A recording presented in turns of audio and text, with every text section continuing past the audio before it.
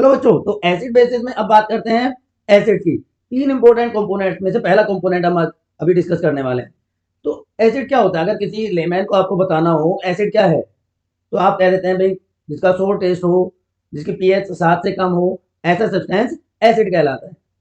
बिल्कुल सही बात है। तो acid is that substance which is sour in taste, turn blue litmus red, having less pH than 7 and neutralizes a base is known as acid. अब अलग अलग type की क्लासिफिकेशन बच्चों की जाती है एसिड्स की। जैसे स्ट्रेंथ के बेसिस पर अगर हम कहें तो weak acid and strong acid.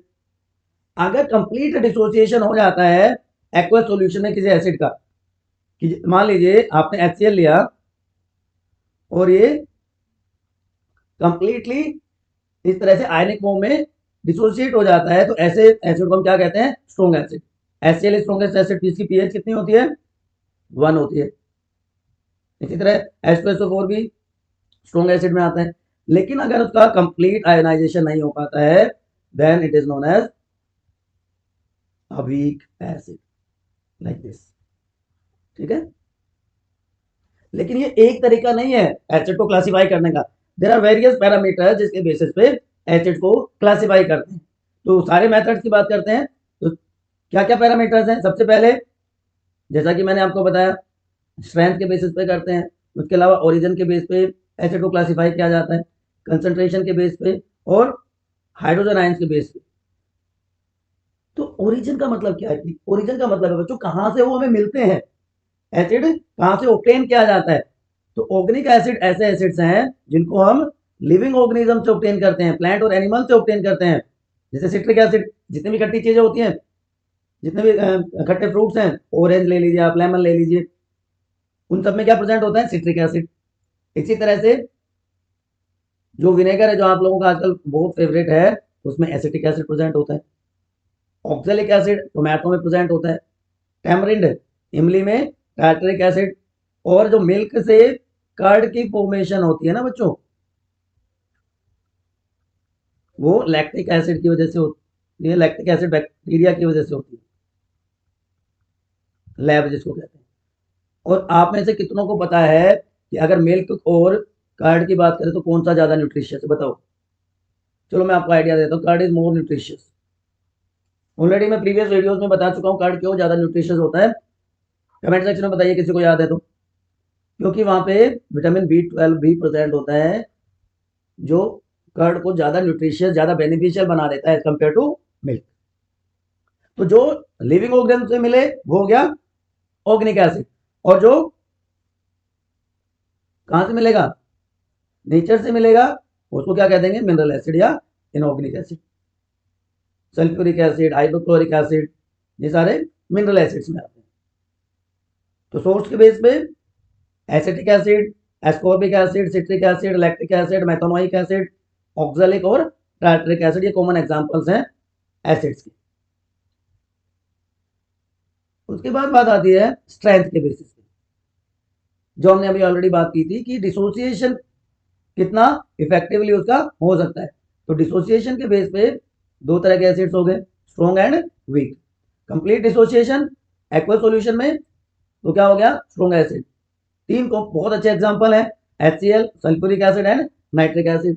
और जिसका कंप्लीट आयनाइजेशन ना हो एक्वस सॉल्यूशन में, कंप्लीटली डिसोसिएट ना हो एक्वस सॉल्यूशन में, तो क्या हो जाएगा? Weak acid.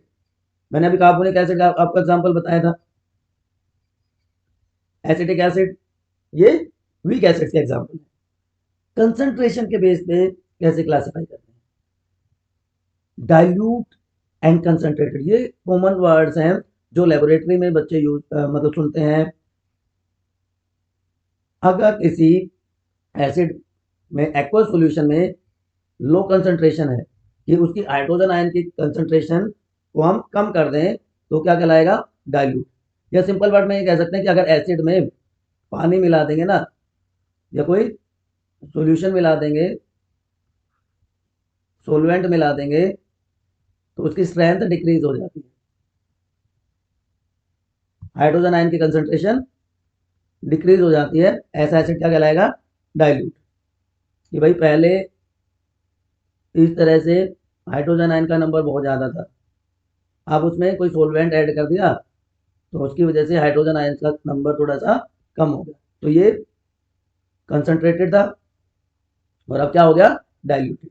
तो high concentration of acid in aqueous solution, या हाइड्रोजन आयन का नंबर पर यूनिट वॉल्यूम ज्यादा होगा तो कंसंट्रेटेड, और अगर कम है तो डाइल्यूटेड एसिड कहलाता है। डाइल्यूशन का मतलब एडिशन। और लास्टली हाइड्रोजन आयन के बेसिस पे अलग अलग टाइप के एसिड्स होते हैं कि एक मोल एसिड का हाइड्रोजन आयन प्रोड्यूस करे, या हम कह सकते हैं एक हाइड्रोजन आयन प्रोड्यूस हो तो वो क्या कहलाएगा, मोनोप्रोटिक। देखो ना, HCl को अगर आप ब्रेक डाउन करते हो तो एक हाइड्रोजन आयन प्रोड्यूस हो रहा है, लेकिन आप H2SO4 को डिसोशिएट करोगे, उसका ब्रेक डाउन करोगे तो क्या होगा, दो हाइड्रोजन आयन प्रोड्यूस हुए। फॉस्फोरिक एसिड को आप डिसोशिएट करोगे तो तीन हाइड्रोजन आयन प्रोड्यूस होंगे। तो जितने हाइड्रोजन आयन प्रोड्यूस होते हैं, एक मोल प्रोड्यूस हो रहा है, दो मोल प्रोड्यूस हो रहे हैं, तीन या तीन से ज्यादा, तो क्या कहलाएगा, पोलीप्रोटिक। ठीक है, mono one, di two, tri three, और तीन से ज्यादा हो गए तो पोलोट्रोपिक एसिड्स कहलाते हैं। तो ये चार पैरामीटर्स हैं जिसके बेसिस पे बच्चों एसिड को क्लासिफाई किया जाता है। कोई कंफ्यूजन, कोई डाउट, तो एक बार फटाफट कमेंट सेक्शन में पूछ लीजिए। अब दूसरा इंपॉर्टेंट फैक्टर जो आता है कि किस तरह से एसिड वाटर के साथ बिहेव करता है, कि जब एसिड को वाटर में डिसोल्व किया जाता है तो क्या होगा, ये डिसोशिएट करेगा, हाइड्रोजन प्रोड्यूस करेगा। तो ये सारे के सारे एसिड की कॉमन प्रॉपर्टी होती है जिसकी वजह से वो अपना एसिडिक बिहेवियर शो करते हैं, कि dissociation of hydrogen ion in aqueous solution is their tendency to show acidic character और बिहेवियर। HCl का ब्रेकडाउन हमने किया, हाइड्रोजन और क्लोराइड आयंस मिल गए। एसिटिक एसिड को हमने डिसोशिएट किया तो एसिटेट आयंस मिल गए और साथ में हाइड्रोजन आयंस मिल गए। ठीक है, लेकिन आपने ये भी सुना होगा कि एसिड में पानी मिलाना डेंजरस होता है, ये वार्निंग साइन लेबोरेटरी में आपको कॉमनली देखने को मिलता है। तो एसिड में पानी मिलाते हैं, पानी में एसिड मिलाते हैं, बहुत भयंकर कंफ्यूजन होता है। तो अब आपको एक चीज तो पता है कि डाइल्यूशन क्या होता है, कि एसिड में जब वाटर मिलाते हैं जिसकी वजह से उसके हाइड्रोजन आयन कंसंट्रेशन कम हो जाए, वो प्रोसेस कहलाती है डाइल्यूशन, है ना। तो एसिड में वाटर मिलाएंगे या वाटर में एसिड मिलाएंगे, ये कंफ्यूजन है अभी भी। देखो, जब एसिड में वाटर मिलाया जाता है ना बच्चों, तो हीट रिलीज होती है, तो इसका मतलब ये एक्सोथर्मिक रिएक्शन होती है, और एक्सोथर्मिक रिएक्शन में टेम्परेचर राइज करता है, टेम्परेचर बढ़ जाता है। ठीक, तो इसलिए बहुत ध्यान रखने की जरूरत होती है।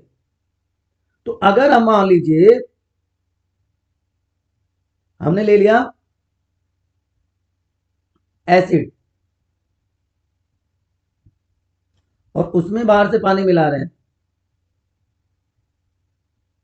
तो उससे क्या होगा, एसिड की कंसंट्रेशन ज्यादा है, वाटर हम स्लोली ऐड कर रहे हैं, तो जो हीट जनरेट होगी तो उसकी वजह से ये जो मिक्सचर है एसिड और वाटर का, ये बाहर निकल सकता है and cause serious Burns. Excessive heat की वजह से जो हमने ग्लास कंटेनर लिया है वो भी टूट सकता है। इसलिए एसिड में वाटर नहीं मिलाया जाता, वाटर में एसिड मिलाया जाता है। ये हमने वाटर ले लिया, उसमें ग्रेजुअली एसिड को हम ऐड करते हैं, जिससे कि जो टेम्परेचर है वो एकदम से राइज नहीं करता, सॉल्यूशन को हम धीरे धीरे कॉन्स्टेंटली हिलाते रहते हैं। Is it clear to everyone कि एसिड ऐड किया जाता है वाटर में, ना कि वाटर एसिड में ऐड किया जाता है।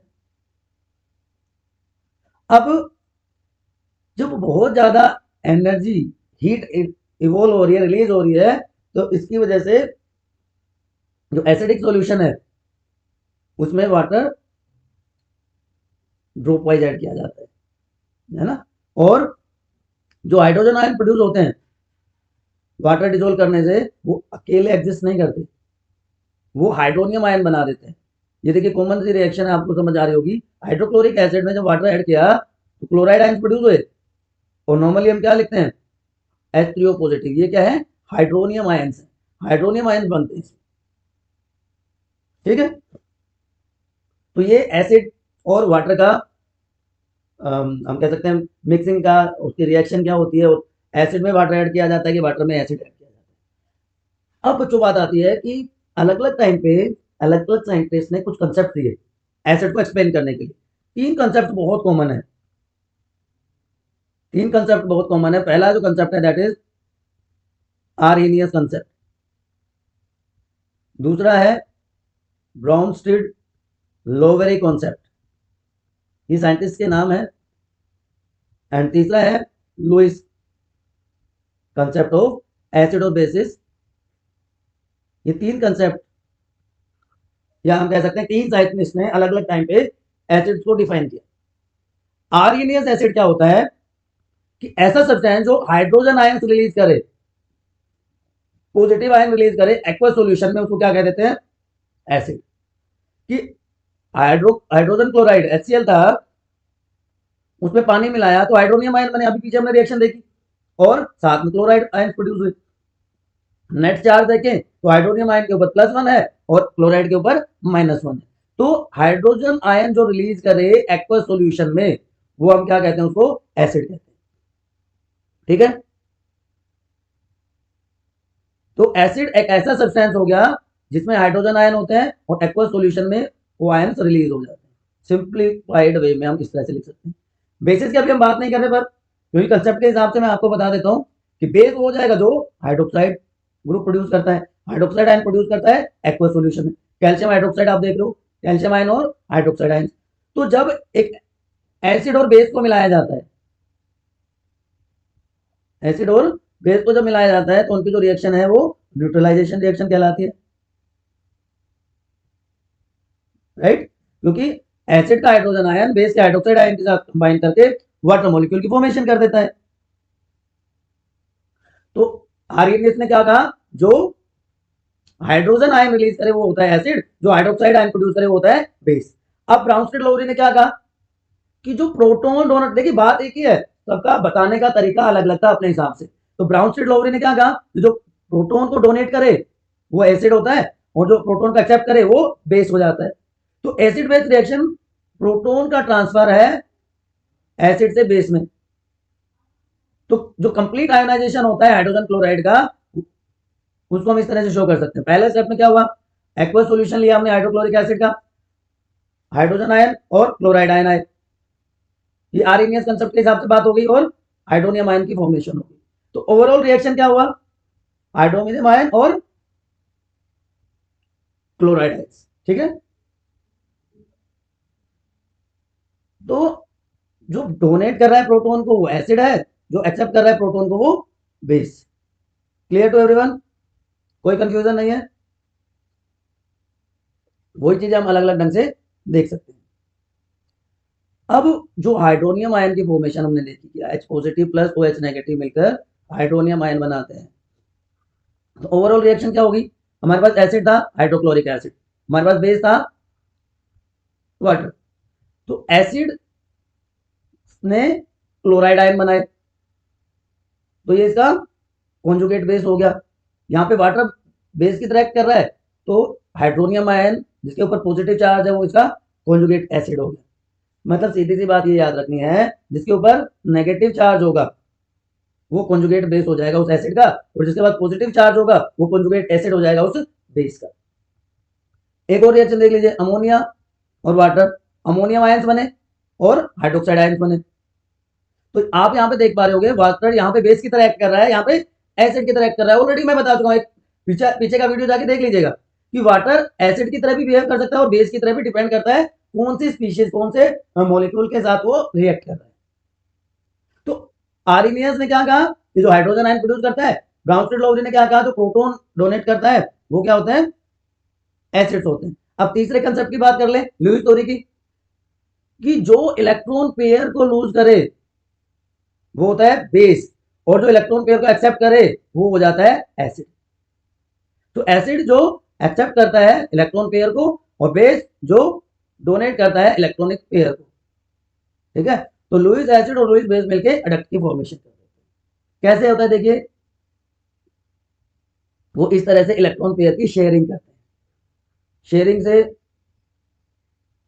नए कंपाउंड की फॉर्मेशन, कि एक इलेक्ट्रॉन पेयर को डोनेट करेगा वो बेस है, और दूसरा इलेक्ट्रॉन पेयर को एक्सेप्ट करेगा वो एसिड है।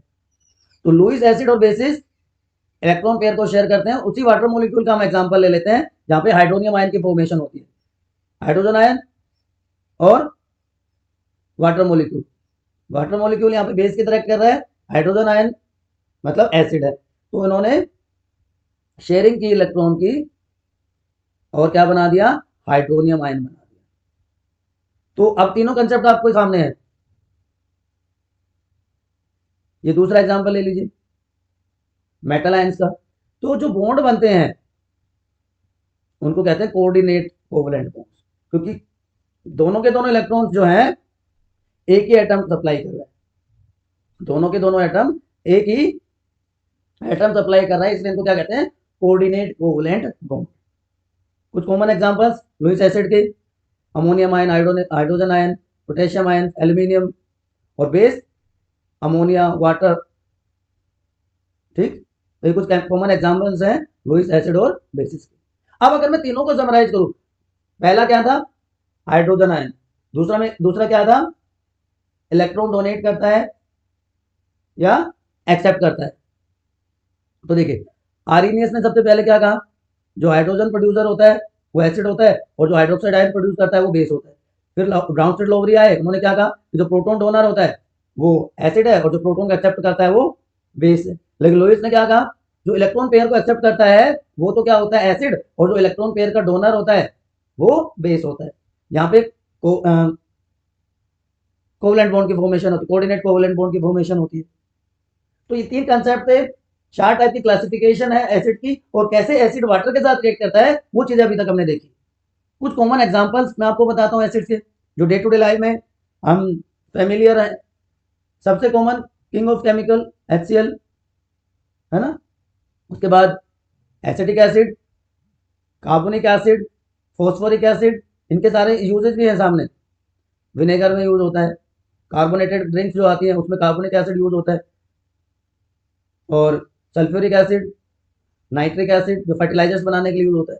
तो ये सारी बातें हो गई एसिड के बेसिक पैरामीटर्स की। अब हम बात करेंगे इसके बाद chemical properties of acids and bases. पहले बेसिस की तो फिजिकल प्रॉपर्टी भी हमें डिस्कस करनी है, तो पहले हम एसिड पार्ट को कंप्लीट करेंगे, केमिकल प्रॉपर्टीज ऑफ एसिड। और उन प्रॉपर्टीज में कौन सी रिएक्शन हम मेनली डिस्कस करेंगे, एसिड की रिएक्शन मेटल्स के साथ, एसिड की रिएक्शन मेटल कार्बोनेट और बाइकार्बोनेट के साथ, acid reaction with metal oxide and non metal oxides and neutralization reaction. ये 5 टाइप के रिएक्शन मेनली हम डिस्कस करेंगे। तब तक सब्सक्राइब, लाइक, शेयर और अपने डाउट्स कमेंट कर दीजिए। Keep studying.